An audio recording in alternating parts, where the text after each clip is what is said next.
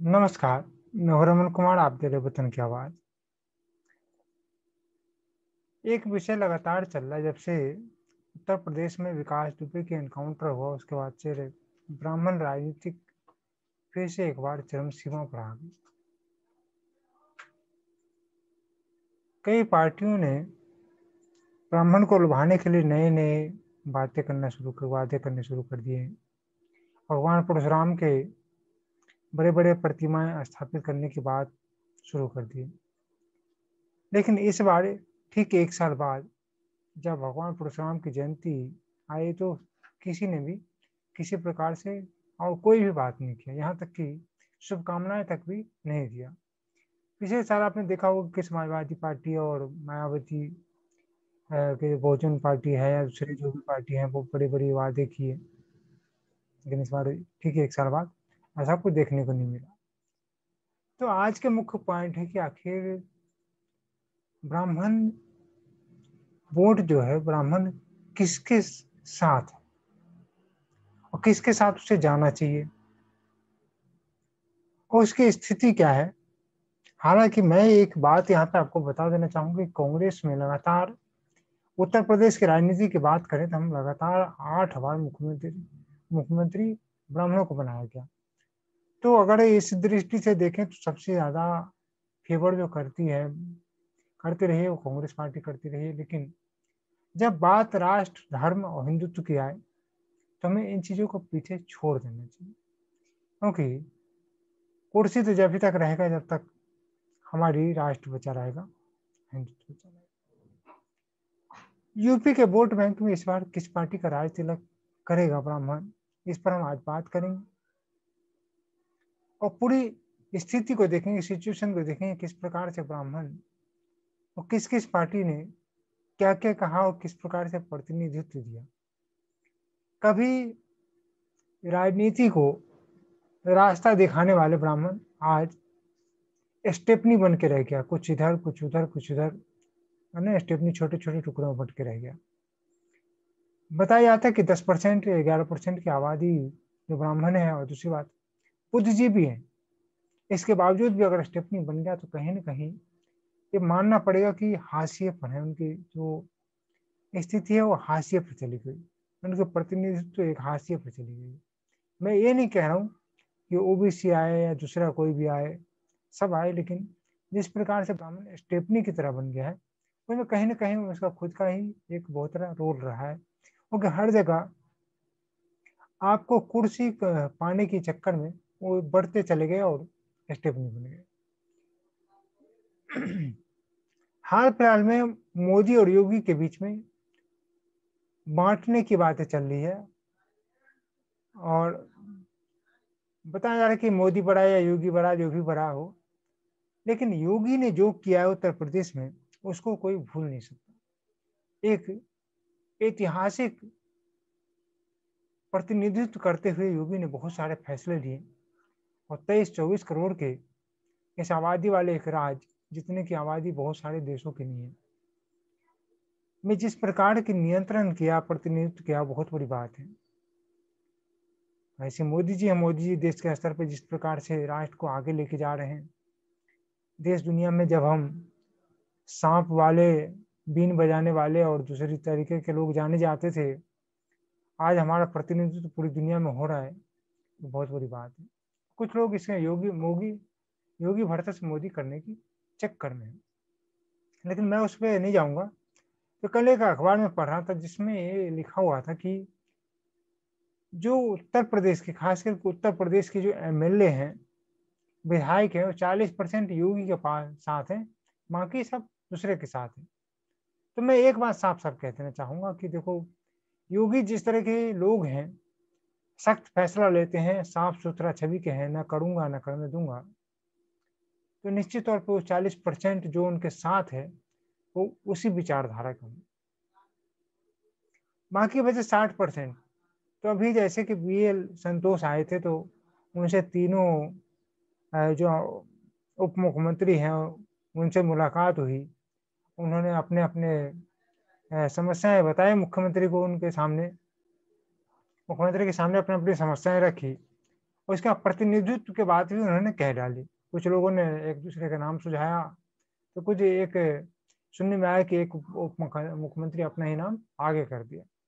निश्चित तौर पे तो कुल मिला के 60% योगी जी से नाराज है।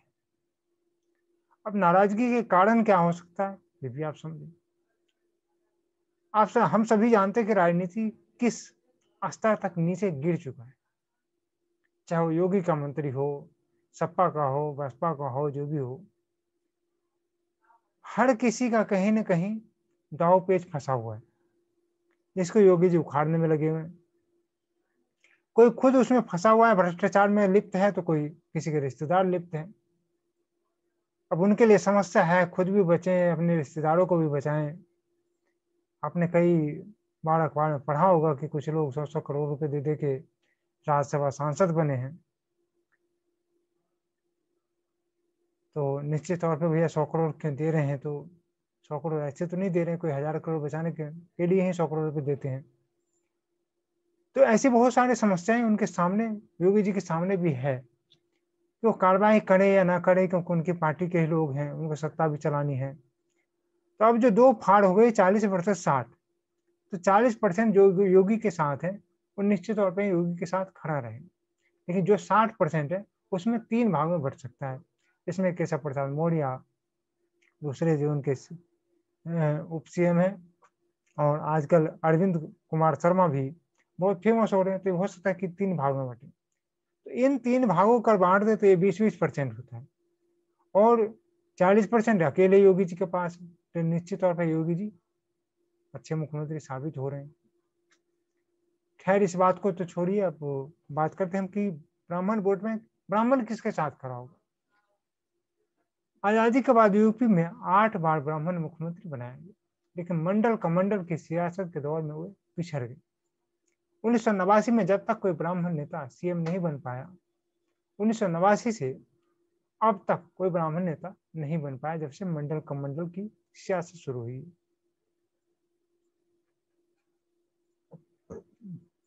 यूपी का राजनीति इस बात का गवाह है कि राज्य का तीसरा सबसे बड़ा वोट बैंक ब्राह्मण है, जिसकी तरफ खड़ा हो जाता है अक्सर उसी के पास कुर्सी भी होती है। यूपी के 21 मुख्यमंत्री में से 6 ब्राह्मण हैं, और एनडी तिवारी तो 3 बार सीएम रहे। ब्राह्मणों ने 23 साल तक यूपी पर राज किया।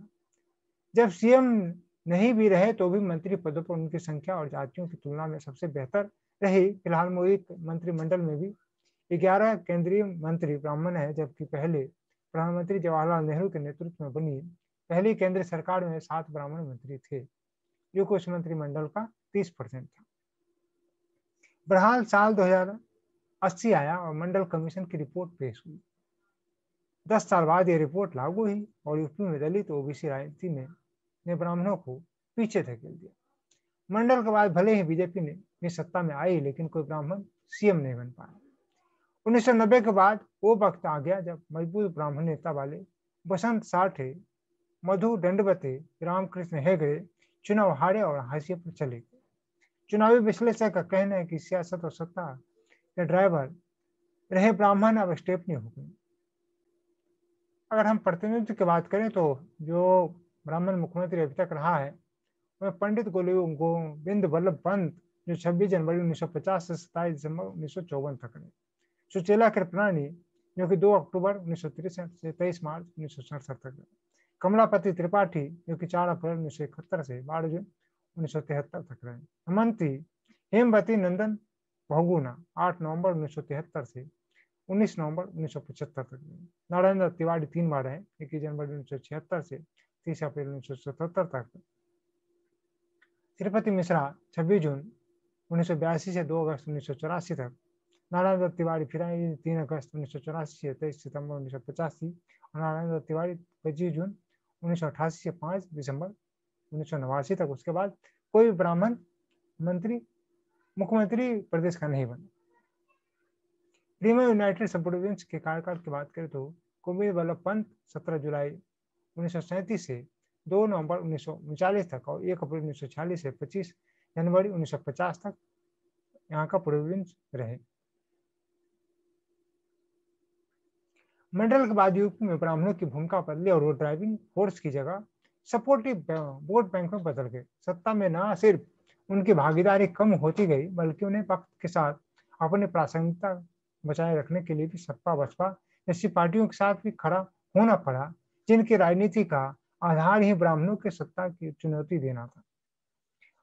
2009-2014 में किसके साथ रहे ब्राह्मण, बहुत बड़ी बहस छिड़ी थी।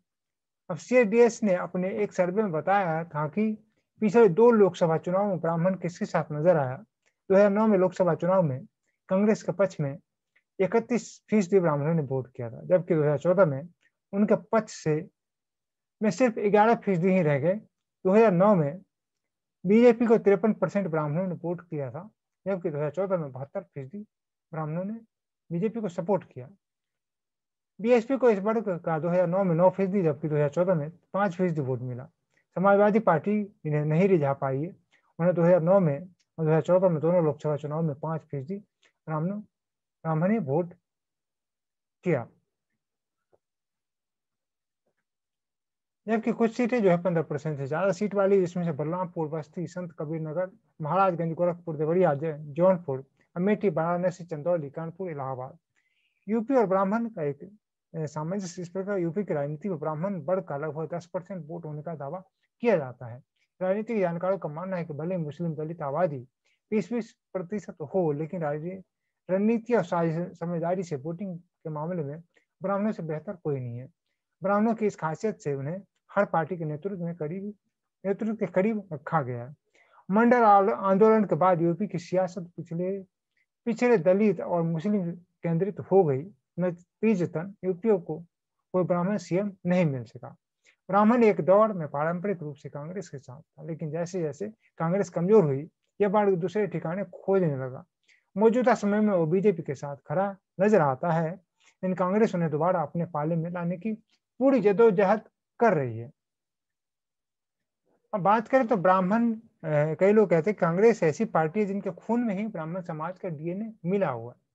3 सितंबर 2018 को कांग्रेस के राष्ट्रीय मीडिया प्रभारी रणदीप सुरजेवाला ब्राह्मण सम्मेलन में थे। वहां उन्होंने कहा कि कांग्रेस पार्टी है जिसके खून में ब्राह्मण समाज का डीएनए है। साथ ही आश्वासन दिया कि कांग्रेस सरकार में आई तो ब्राह्मण कल्याण बोर्ड बनेगा। इससे पहले गुजरात चुनाव के दौरान रणदीप सुरजेवाला ने राहुल गांधी को जनेऊधारी ब्राह्मण साबित करते हुए जो ततरे ब्राह्मण बता दिया था। उनकी जनेऊधारी वाली तस्वीर भी जारी की थी। अब इस पे तो बहस चलती रहती है और हम सभी जानते हैं कि राहुल गांधी जनेऊधारी है या नहीं है। कई बार इस पे डाउट भी होता है, लेकिन हम इस बात को किसी दूसरे वीडियो में करेंगे। पहले इस पे बात कर लेंगे। ब्राह्मणों का समर्थन पाने के लिए राजनीतिक दल ब्राह्मण चेहरे पेश करते रहे। दिक्कत यह है कि यूपी में न तो अब कांग्रेस के पास जवाहरलाल नेहरू, बीजेपी को अटल बिहारी वाजपेयी और न सपा के पास जनेश्वर मिश्र जैसा कोई सर्वमान्य नेता नहीं है। बीजेपी इस वक्त मुरली मनोहर जोशी और कलराज मिश्र ऐसे बड़े ब्राह्मण नेता तो हैं, लेकिन उन्हें मुख्य धारा से अलग कर दिया गया है। सीएडीएस के भारतीय भाषा कार्यक्रम में निदेशक अभय दुबे कहते हैं कि लोकतंत्र संख्या बल का खेल है। इसकी संख्या ज्यादा बढ़ते रहेंगे, इसलिए ओबीसी बल का प्रतिनिधित्व लगातार विधानसभा और लोकसभा में बढ़ रहा है और ब्राह्मणों का प्रभाव सीमित हो रहा है। ब्राह्मणों का प्रभाव विशेष रूप से हिंदी पट्टी में तेजी से कम हुआ है। 1984 में जहां लोकसभा में पहुंचने वाले सांसदों का प्रतिशत 19.91 था, वहीं 2014 में घटकर 8.27 पर आ गया। हालांकि ब्राह्मण ऐसा वर्ग है जो सत्ता के करीब रहना जानता है और इसके लिए अपनी भूमिका में लगातार बदलाव करता रहता है। फिलहाल जो बीजेपी के पास जो अभी फिलहाल बड़े ब्राह्मण नेता है, उसमें से मुरली मनोहर जोशी, कलराज मिश्र, महेश शर्मा, महेंद्र नाथ पांडे, दिनेश शर्मा, शिव प्रताप शुक्ल, रमापति राम त्रिपाठी, रीता बहुगुणा जोशी, लक्ष्मीकांत वाजपेयी। इसका कांग्रेस में जो है, कांग्रेस में ये प्रियंका गांधी भी अपने आप को ब्राह्मण कहती है, तो अपवाद है, इसको छोड़ दीजिए। तो प्रमोद तिवारी, जितिन प्रसाद, राजीव शुक्ला, जितिन प्रसाद 2 बार नाम लिख दिया गया, शीला दीक्षित। बीएसपी के बाद सतीश चंद्र मिश्रा, जो बीएसपी को सेकेंड हैंड कमांड माना जाता है। इसका नकुल दुबे, रामवीर उपाध्याय। सपा के पास भी कुछ है, माता प्रसाद पांडे, श्रीकांत ओझा, अभिषेक मिश्रा। यूपी में आखिर क्यों फिर जरूरी हुई ब्राह्मण? मंडल के बाद भले ही ब्राह्मण ड्राइविंग सीट के से बेदखल हो गया वो, लेकिन 1995 का गेस्ट हाउस कांड, जो हम सभी जानते हैं कि गेस्ट हाउस कांड क्या था, मायावती पर हमला किया गया था और उसमें मुलायम सिंह का हाथ बताया गया था। लेकिन अब जब यूपी में बुआ बबुआ के राजनीतिक संगठन बनी है, तो उसके बाद केस वापस ले लिया गया और केस वापस लेने के बाद फिर से धोखा दिया गया। हाउस कांड में यूपी की राजनीति में वो टर्निंग पॉइंट साबित हुआ जब दलित ओबीसी राजनीति ताकतें एक दूसरे की सबसे बड़ी दुश्मन बन गई। सपा बसपा की इस दुश्मनी का सीधा फायदा ब्राह्मण वोट बैंक को हुआ, जो कांग्रेस के खत्म होते जाने से बीजेपी की जगह तलाश रहा था। लेकिन यूपी बीजेपी में भी ठाकुर बनिया राजनीति हावी थी और लगातार विपक्ष में रहना या तीसरे नंबर की पार्टी के साथ रहना ब्राह्मण का स्टाइल नहीं था। 2007 के चुनाव में यूपी में सिर्फ 17% ब्राह्मणों ने ही मायावती को वोट दिया था और इसमें से भी अधिकतर वोट बसपा को वहां मिले थे जहां उसने ब्राह्मण उम्मीदवार खड़ा किए हुए थे। राजनीतिक विश्लेषक योगेंद्र यादव कहते हैं कि मंडल ने देश और खास करके यूपी की राजनीति का चेहरा बदल दिया। इसने राजनीति को हॉरिजेंटली और वर्टिकली दोनों तरह से बदला और जो हाशिए पर थे केंद्र में आ गए, केंद्र वाले हाशिए पर चले गए। मायावती के उदय के साथ साथ यूपी का राजनीतिक दो ध्रुवीय ही हो गई, एक तरफ सपा और दूसरी तरफ बसपा। 2007 में मायावती ने ब्राह्मणों के साथ दिया क्योंकि तब तक सपा बसपा के बीच यूपी के वोटों का अंतर घटकर 8% से कम रह गया था। इतने ही वोट के अंतर से सरकार बन रही थी, दूसरी पार्टी विपक्ष में बैठ रही थी। ब्राह्मण एकजुट होकर रणनीतिक वोटिंग में महारथी थे। पहले 30 साल तक कांग्रेस 2007 में मायावती और 2012 में सपा और 2014 में 17 में बीजेपी के लिए उन्होंने ऐसा करके दिखाया। राजनीतिक विश्लेषक और पत्रकार रमेश शर्मा बताते हैं कि 1857 में निकली कमल रोटी यात्रा में ज्यादातर ब्राह्मण ही थे। यूपी के एक समय 60% विधायक ब्राह्मण होते थे, तब भी जनसंख्या तो मुसलमान, दलित और ओबीसी ही 80% थी। मंडल कमीशन के बाद राजनीतिक पासा पलटा। राजनीतिक के रूप से अभी भी उत्तर प्रदेश, मध्य प्रदेश, बिहार, दिल्ली, हरियाणा, पश्चिम बंगाल, हिमाचल, उत्तराखंड आदि में ब्राह्मण अहम वोट बैंक माने जाते हैं। 2009 में लोकसभा चुनाव में मनमुताबिक कामयाबी न मिलने के बाद बसपा ने भाईचारा कमेटी भंग कर दी। उधर समाजवादी पार्टी ने ब्राह्मण सम्मेलन शुरू किए थे और प्रमोशन के आरक्षण के बीएसपी के कदम का विरोध कर ब्राह्मणों के एक हिस्से को अपने पाले में कर लिया। इसका सीधा फायदा अखिलेश को 2012 में हुआ। 2014 लोकसभा चुनाव में बसपा ने यू टर्न लेते हुए 22 ब्राह्मण उम्मीदवार को टिकट दिया। 2017 में के यूपी विधानसभा चुनाव में 66% ब्राह्मण उम्मीदवार को मैदान में उतारा, लेकिन हालांकि तब तक काफी देर हो चुकी थी और ब्राह्मण बीजेपी के पाले में जा चुका था। आजादी से पहले ही मजबूत कर ली सत्ता पर पकड़। आजादी से पहले देश का शासन जब आंशिक रूप से भारतीयों के हाथ में आने लगा था, तभी से ब्राह्मणों ने सत्ता की में अपनी पकड़ मजबूत कर ली थी। 1935 में भारत शासन के अधिनियम लागू होने के बाद उत्तर प्रदेश यूनाइटेड प्रोविंस के रूप में प्रीमियर 1 जुलाई 1935 को जो गोविंद वल्लभ पंत बने और इस पद पर हुए 2 नवंबर 1939 तक रहे। इसके बाद 1 अप्रैल 1946 से 25 जनवरी 1950 तक हुए इस पद पर रहे। आजादी के बाद 26 जनवरी 1950 को यूपी के पहले सीएम बने और वे इस पद पर 27 दिसंबर 1954 तक रहे। यूपी में लगभग 10% आबादी वाले ब्राह्मण पूर्वांचल में ज्यादा प्रभावी है। करीब 30 जिलों में उनकी अहम भूमिका होती है, लेकिन इनका प्रभाव वहां भी दिखता है जहां ये कम है, क्योंकि ये डिसाइडिंग शिफ्टिंग वोट माना जाता है। पिछले 5 विधानसभा चुनाव की अगर बात करें तो हर पार्टी में चुनाव में ब्राह्मण कार्ड खेला गया है, जिसमें पार्टियों को अच्छा फायदा भी देखने को मिला। बसपा के टिकट पर 1993 में एक भी ब्राह्मण विधायक चुनकर विधानसभा नहीं पहुंच पाया था। हालांकि इसके बाद 1996 में 2 और 2002 में चुनाव में 4, 2007 में 41 और 2012 में 10 ब्राह्मण विधायक चुनकर सदन पहुंचे। 2017 में भी बीएसपी के ने 66 ब्राह्मणों को टिकट दिया था, लेकिन तब तक लेट हो गया।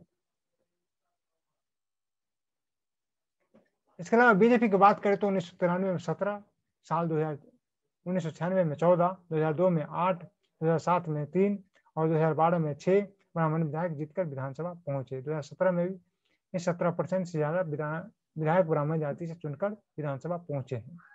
सपा की बात करें तो 1993 में 2 विधायक, 1996 में 3, 2002 में 10, विधायक, 2007 में 11 और 2012 में 21 ब्राह्मण विधायक जीतकर विधानसभा पहुंचे। 2017 में भी सपा ने 10% ब्राह्मणों को टिकट दिया था। कांग्रेस से 1993 में 5 विधायक, 1996 में 4, 2002 में 1, 2007 में 2 और 2012 में 3 ब्राह्मण विधायक जीतकर विधानसभा पहुंचे थे। जबकि 2017 में कांग्रेस ने 15% ब्राह्मण को उम्मीदवारों को वोट को टिकट दिया था। 2007 के विधानसभा चुनाव में मायावती ने जब दलित ब्राह्मण सोशल इंजीनियरिंग का प्रयोग किया था, तो यह प्रयोग यूपी के इतिहास का सबसे सफल प्रयोग साबित हुआ था। पहली बार मायावती की पूर्ण बहुमत के साथ सरकार बनी। दलितों की पार्टी कही जाने वाली बीएसपी में दूसरे नंबर के नेता का कद सतीश चंद्र मिश्रा को दिया गया। साथ में चुनाव में मायावती ने ब्राह्मणों को उम्मीदवार बनाया। दलित ब्राह्मण गठजोड़ के चलते 41 ब्राह्मण प्रत्याशी जीते।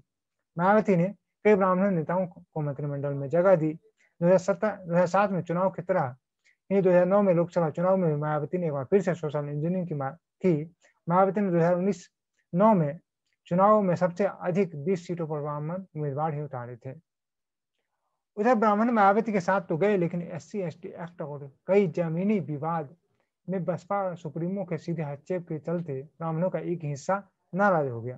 2009 में लोकसभा चुनाव में बसपा से नाराज ब्राह्मण वोटर ने 1989 के बाद पहली बार यूपी में कांग्रेस का साथ दिया। इसका नतीजा ये हुआ कि 2004 से लोकसभा चुनाव में 4 सीट जीतने वाली कांग्रेस पार्टी 2009 में 21 सीट पर जीत गई। बसपा से नाराज ब्राह्मण भले ही 2009 में कांग्रेस के साथ गए, लेकिन यूपी विधानसभा चुनाव में उन्होंने फिर से अपनी रणनीति बदली और बीजेपी से काफी मजबूत नजर आ रहे हैं। अखिलेश के पाले में चले गए। अपने चुनावी प्रचार के मिसाल में ही समाजवादी पार्टी ने ब्राह्मणों को बड़े पैमाने पर रिझाने की कोशिश की और यह छवि बनाई कि ब्राह्मण मायावती का साथ छोड़कर अखिलेश यादव के पास आ रहे हैं। राजनीतिक विश्लेषक के मुताबिक 2009 में के लोकसभा चुनाव के बाद मायावती ने दलितों को कथित तौर पर बड़े पैमाने पर SC/ST एक्ट के तहत मामले दर्ज करने की छूट दी। मायावती के इस कदम से ब्राह्मणों में नाराजगी बढ़ी और सपा को इसका सीधा फायदा हुआ। सियासत के ड्राइवर है ब्राह्मण, अब स्टेपनी बने क्यों हो गए, ये बड़ी सवाल उठता है। इलाहाबाद यूनिवर्सिटी में राजनीतिक विज्ञान के प्रोफेसर HK शर्मा यूपी में ब्राह्मणों की पॉलिटिकल पावर को 2 हिस्सों में देखते हैं, प्री मंडल और पोस्ट मंडल। शर्मा इन दोनों के राजनीतिक पैटर्न में बड़ा अंतर बताते हैं। शर्मा के मुताबिक मंडल आयोग ने बताया कि 50% से अधिक पिछड़ी जाती है। आयोग की रिपोर्ट में उसे लागू होने के बाद इस वर्ग की राजनीति में सक्रिय भागीदारी को रोका नहीं जा सकता था। इसलिए मंडल के बाद जब आगरे की पार्टी कही जाने वाली बीजेपी की सरकार आई, तो कलराज मिश्र जैसे ब्राह्मण नेता के बजाय उसे कल्याण सिंह जैसे ओबीसी नेता को चुनना पड़ा।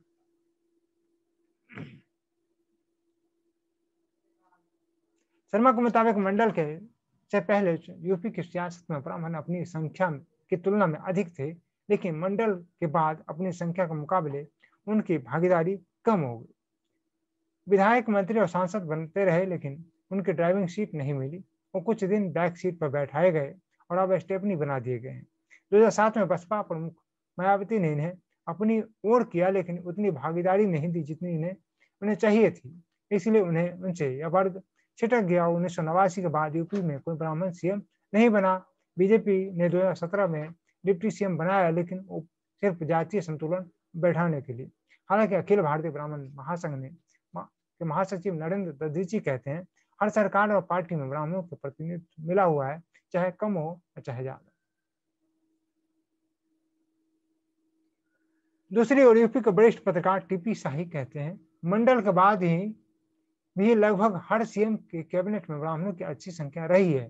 कई मामलों में उनकी भागीदारी अन्य जातियों से ज्यादा रही है। योगी सरकार में भी 8 ब्राह्मण मंत्री हैं। हाँ, ये जरूर कहा जा सकता है कि जितना मंडल कमीशन लागू होने से पहले उनका प्रभाव था, अब नहीं है, क्योंकि कोई सीएम नहीं बन पाया। सीनियर जर्नलिस्ट राजीव दत्ता पांडे कहते हैं, ब्राह्मण कभी कांग्रेस का कोर वोट बैंक हुआ करता था, लेकिन बाद में यह बिखर गया। सभी पार्टियों ने ब्राह्मण नेता है और सभी को इसका वोट जाता है। ब्राह्मण छत्र अपने अपने क्षेत्रों में इस वर्ग का ज्यादातर वोट लेंगे। फिलहाल इस वोट बैंक का झुकाव बीजेपी की तरफ ज्यादा लगता है। मंडल के बाद राजनीति में धीरे धीरे ब्राह्मण हाशिए पर जा रहे हैं। अब वो हर वर्ग के निशाने पर हैं।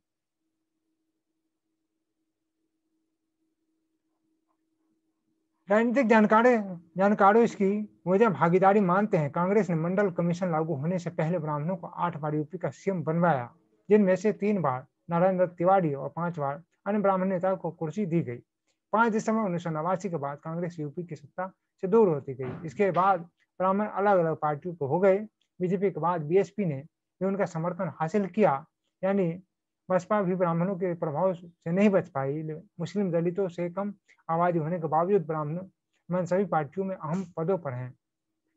साक्षी जानकारों का कहना है कि पूर्वांचल में कांग्रेस ने प्रियंका गांधी को मैदान में उतारा है, तो उसके पीछे एक बड़ी वजह ब्राह्मण वोटरों को अपनी ओर खींचना भी है। यूपी में ब्राह्मण सियासी रूप से कितना महत्वपूर्ण है और मजबूत है, इसकी एक बानगी कांग्रेस के 2017 में दिखाई थी। विधानसभा चुनाव से पहले जब कांग्रेस सपा संगठन नहीं हुआ था तथा तब पार्टी ने मुख्यमंत्री के तौर पर शीला दीक्षित के प्रोजेक्ट किया था। 3 बार दिल्ली के सीएम दीक्षित को यूपी में कांग्रेस ने इसलिए पार्टी का चेहरा बनाया क्योंकि वो यहाँ के ब्राह्मण परिवार में ब्याही गई है। हालांकि कांग्रेस का यह दाव नहीं चला। फिलहाल बीजेपी ने यूपी का प्रदेश अध्यक्ष ब्राह्मण महेंद्र नाथ पांडे को बना रखा है। डिप्टी सीएम ब्राह्मण है। पश्चिम यूपी से महेश शर्मा केंद्रीय मंत्री हैं, तो पूर्वांचल से शिव प्रताप शुक्ल को राज्यसभा का सदस्य बनाकर उन्हें वित्त मंत्री की जैसा अहम पद दिया गया था। हालांकि कलराज मिश्र का मंत्री पद चला गया था। यूपी के कैबिनेट में 8 ब्राह्मण मंत्री हैं इस टाइम 1919 में। इसमें से ब्रिजेश पाठक बसपा से बीजेपी में आए थे और डॉक्टर रीता बहुगुणा जो कि कांग्रेस से पाठक बसपा से ब्राह्मण जोड़ो मुहिम से जुड़े रहे थे। यूपी बीजेपी में प्रदर्शन कार्य समिति में जो 32 अस्थायी आंतरिक सदस्य बनाए गए थे, उनमें से 8 ब्राह्मण नेता थे। अध्यक्ष भी ब्राह्मण है। ब्राह्मण वोटों की सबसे बड़ी दावेदारी बनने वाली बीजेपी जब केंद्रीय मंत्रिमंडल विस्तार किया तो यूपी में महेंद्र नाथ पांडे को जगह दी गई। राज्यसभा में सदस्य भेजने की बात आई तभी बीजेपी ने शिव प्रताप शुक्ला को आगे किया। ये सारे संकेत बताते कि यूपी में भी ब्राह्मण वोटों की अहमियत क्या है।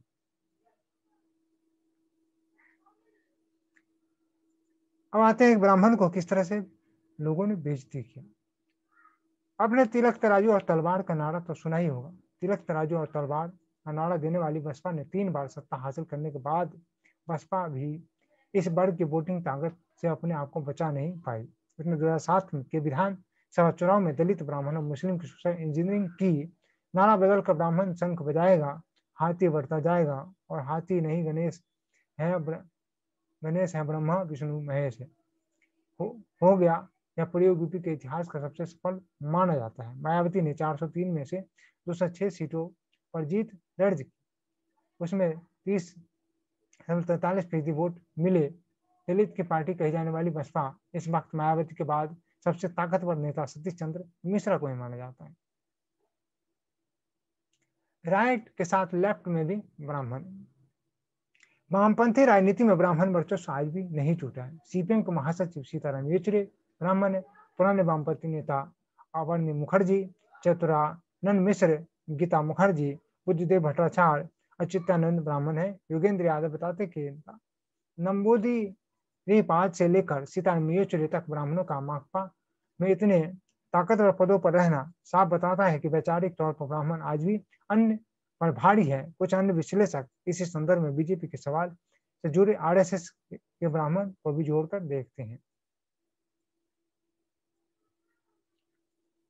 Business school of XL RIA Jamshedpur के प्रोफेसर और विप्र फाउंडेशन से जुड़े गौरव वल्लभ शर्मा कहते हैं कि शुरुआत से ही वह संप्रदाय, समुदाय या जाति आगे रही है जो शिक्षा में अग्रणी रही है। ब्राह्मण राजनीति में आगे रहे, इसका कारण शिक्षा ही है। अब ब्राह्मण के प्रति जो लगाव था वह कम हो रहा है और उसका असर भी दिख रहा है। दलितों की पार्टी में सबसे प्रभावशाली भी ब्राह्मण नेता रहा है। बहुजन समाजवादी पार्टी के बाद बहुजन समाजवादी पार्टी में मायावती के बाद सबसे प्रभावशाली नेता सतीश चंद्र मिश्र को माने जाते हैं। बीएसपी की ऑफिशियल वेबसाइट पर लीडरशिप कॉलम में सिर्फ 2 नेताओं के नाम है, मायावती और सतीश चंद्र मिश्र। दलितों की पैरोकारी पार्टी में ब्राह्मण की कितनी अहमियत समझी गई है, इसका उदाहरण है 2007 में ब्राह्मणों के सहारे मायावती ने यूपी में पूर्ण बहुमत की सरकार बनाई थी। माना जाता है कि बसपा ने ब्राह्मणों को जोड़ने का सबसे बड़ा योगदान मिश्र का ही है। ब्राह्मण भाईचारा सम्मेलन शुरू करवाए। मिस्र की वजह से ही कई बार ब्राह्मणों को टिकट देने में बीजेपी को चुनौती देती नजर आई। हालांकि कई सियासी विशेषज्ञों का मानना है कि दलित ब्राह्मण का गठजोड़ सहज नहीं है, यह काट के हांडी जैसा है जो दूसरी बार शायद नहीं रहे जा सकती।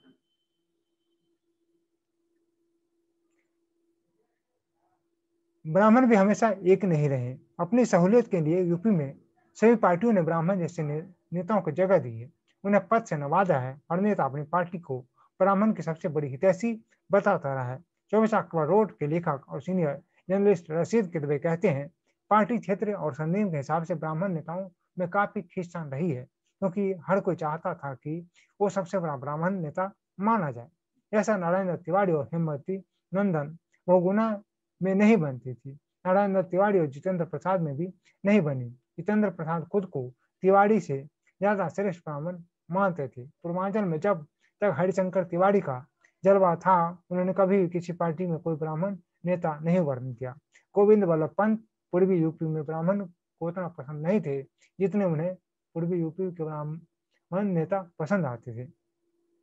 किदवई कहते हैं, अगर एक लोकसभा या विधानसभा क्षेत्र में तिवारी, शुक्ला, दुबे और पंत सरनेम वाले ब्राह्मण चुनाव लड़ रहे हैं तो निश्चित तौर पर ज्यादातर लोग अपने सरनेम वाले नेता को चुनेंगे। अब बात हो सकता है, लेकिन यह पैटर्न देखने को मिलता है। जबकि वरिष्ठ पत्रकार टीपी शाही का मानना है कि अगर किसी सीट से कई ब्राह्मण प्रत्याशी खड़े हैं तो वहां का ब्राह्मण और वोटर प्रत्याशी के गोत्र और सरनेम नहीं बल्कि काम और अन्य पहलुओं पर वोट देता है। ये थे आज के यूपी के ब्राह्मण विश्लेषण। तो अब यही सवाल उठता है कि आखिर अब ब्राह्मण कहाँ जाकर खड़ा होगा। ब्राह्मण हमेशा टिप्पणी या सत्ता में बना रहे, यह आवश्यक नहीं है। समय के हिसाब से बदलाव आवश्यक है। और जब राष्ट्र सर्वोपरि हो, हिंदुत्व सर्वोपरि हो, तो हमें कुर्सी के लालच को देने के लिए त्याग देना चाहिए। अब हम जाएंगे तो जाएंगे कहाँ? कांग्रेस से हमारा क्या उद्धार? और कांग्रेस की अभी हालत क्या है? क्या कांग्रेस हिंदुत्व को वर्चस्व में रखना चाहता है? नहीं। अगर नहीं रखना चाहता तो फिर ब्राह्मण के अस्तित्व कैसे बचे? बीएसपी की तो आपने सुना ही होगा, तिरक तराजू और तलवार, इनको मारो जूते चार, बहुत बड़ी कहानी था। उसके बाद सपा साफ साफ कहती है कि भैया मुस्लिम की बेटी हमारी बेटी है, और वो कभी भी ब्राह्मण विरोध में खड़े हुए पार्टी कभी ब्राह्मण तो हो ही नहीं सकता। तो ब्राह्मणों को इस पर विचार करना होगा और अपने अस्तित्व की लड़ाई फिर से लड़ने के लिए उसे एकजुट होना पड़ेगा। शुक्ल मिश्रा प्रजा तिवाड़ी में ना बटके हमें एक साथ खड़ा होना, निर्णायक वोट करना पड़ेगा। और हमें राष्ट्र को सर्वोपरि समझ के राष्ट्र धर्म सर्वोपरि समझ के इसे आगे ले जाने की जरूरत है। नमस्कार, रमन कुमार देख रहे थे।